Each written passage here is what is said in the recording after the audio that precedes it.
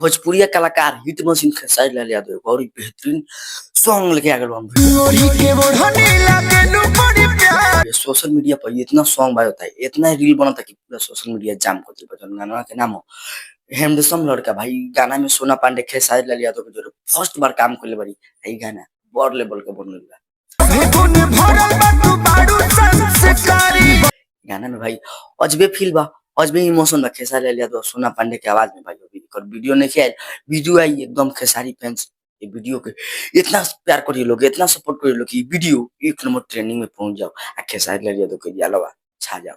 काहे कि गाना के लिखले बारन अखिलेश कश्यप, म्यूजिक दिले बारन सुमन तिवारी। भाई अखिलेश कश्यप के कलम में दम बा, जलवा बा। अखिलेश कश्यप जब भी खेसारी लाल यादव गाना देवे लोग गाना हिट होला। अखिलेश कश्यप लोग के दम बा, पावर बा कि खेसारी लाल यादव लोग के गाना दे दियो।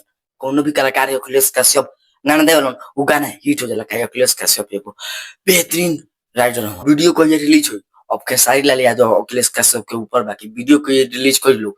वीडियो रिलीज होते खेसारी फैंस तो यार रहियो लोग अब तक खेसारी लाल यादव के गाना पूरा बड़ लेवल तक ले जाए बा आ म्यूजिक सेक्शन में एक नंबर पर ट्रेंड करवाए के बा खेसारी लाल यादव गाना। तो खेसारी फैंस तो यार रहियो लोग खेसारी लाल यादव धमाल बहुत ही खतरनाक चला था गाना लेके।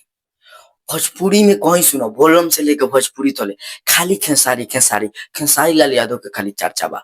और हिरान स्टार टुनटुन लाल यादव भाई भोजपुरी में दुनु जना अपन एरिया बना लेल बलोग, अपन कैरियर बना लेल बलोग। ये लोग खाती ये लोग के झुकावे खाती कोनो ब्यास के पावर चाहिए।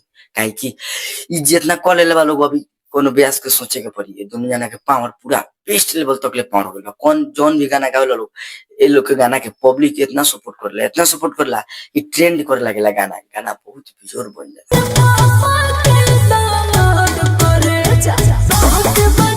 तो जे भी कट्टर फैन में खेसारी लाल यादव की वीडियो ज्यादा से ज्यादा शेयर करिए, वीडियो को लाइक करके कमेंट कर दी जरूर।